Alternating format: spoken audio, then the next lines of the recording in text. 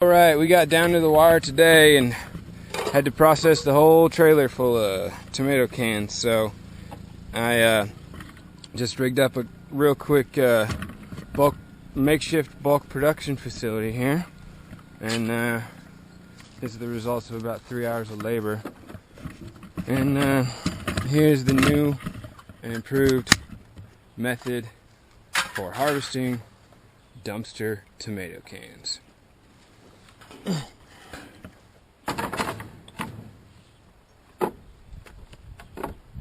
of put this pallet on a tilt so it's a kind of like a self-feeding hopper, so I don't have to get up and do any work to pick up these cans.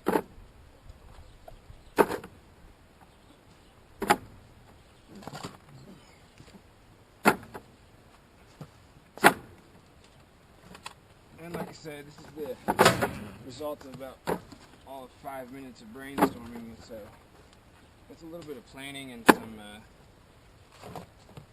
facilities to do it in. I think one could build a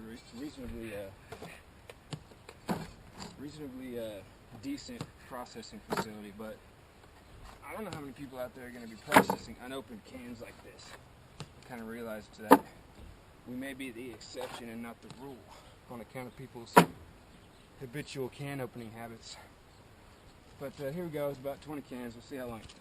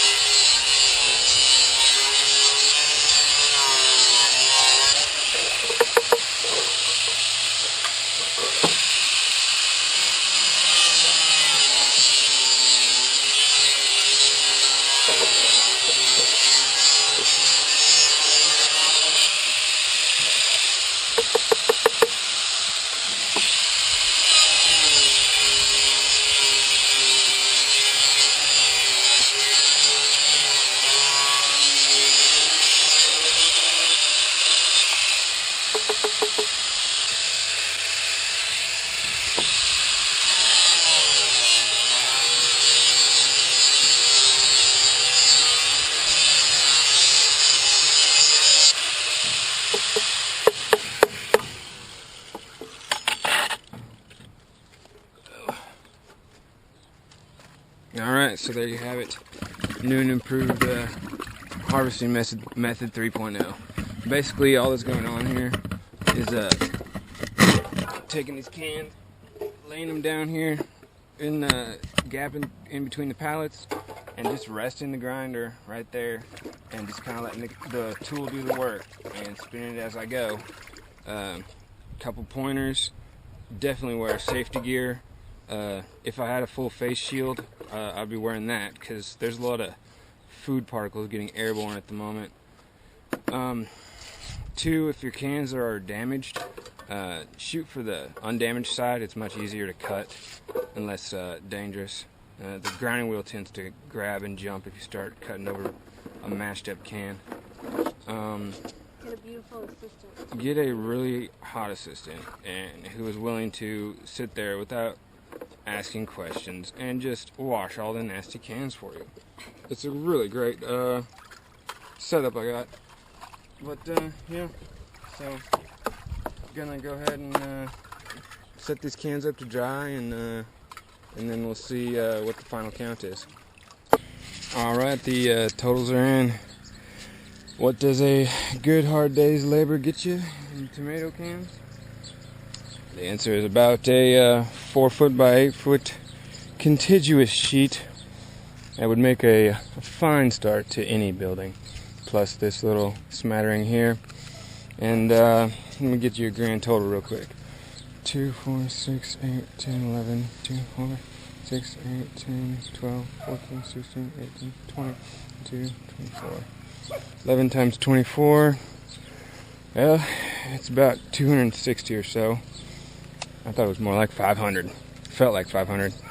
260 plus the 80 something that we got finished up yesterday. That's I don't know, close to 400 cans in one night's dumpster haul. So all in all, pretty good start to my adventures in tin can construction, and we'll see how it goes from here. I'm gonna let these suckers dry and we'll take them out to the lane tomorrow.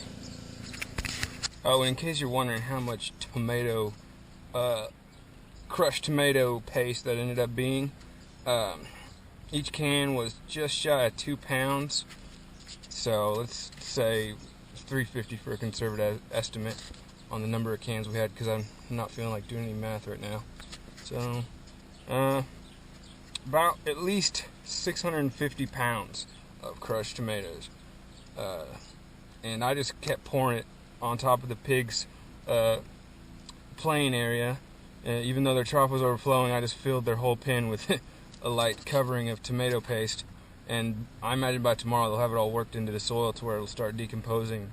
Basically kind of do some in-bed composting there, and we'll see how that adds to the already extremely enriched soil. Yeah, about 600 something pounds. Wow. It ended up in gallon wise, let's see, this check the gallons on this tote here.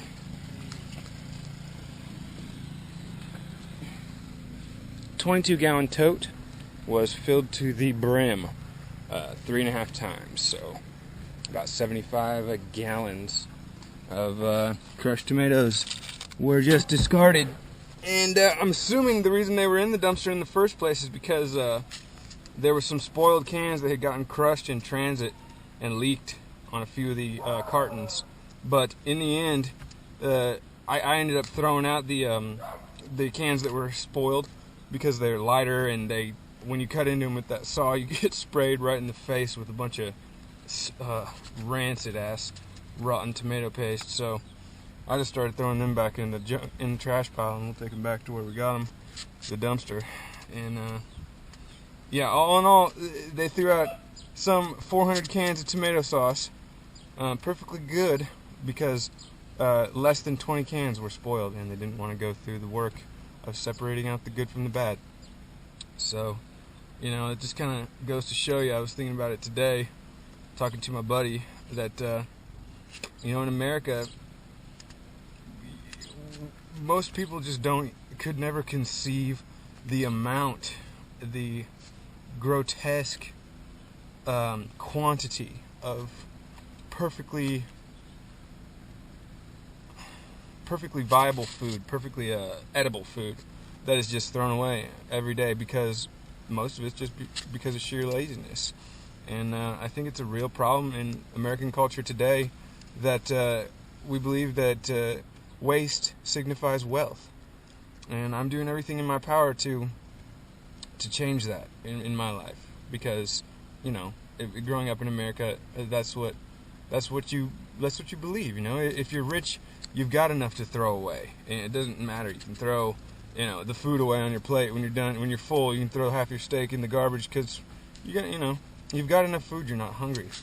But there's just no way to express it to somebody, the difference in mentality when there is no food. Your entire approach to life is completely different, and you know, luckily, thank God, I've been blessed my entire life, and I've never had a period where I was literally worrying about eating, you know, and getting my next meal. I've never been through that. You know, maybe self-induced before, when I was spending all my money on booze or whatever, and you know, I'd go hungry and go maybe have enough for a McChicken, be scraping up quarters. But I was never really actually, you know, starving. Like, those were all self-induced situations that had an immediate, you know, I could see the end in my mind coming. So it's not like I was sitting at home, you know, shaking and starving and hunger pangs, not knowing when I was going to get my next meal.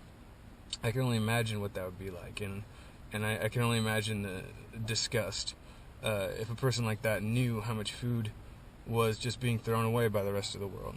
So, just a little something to think about, people, and keep diving.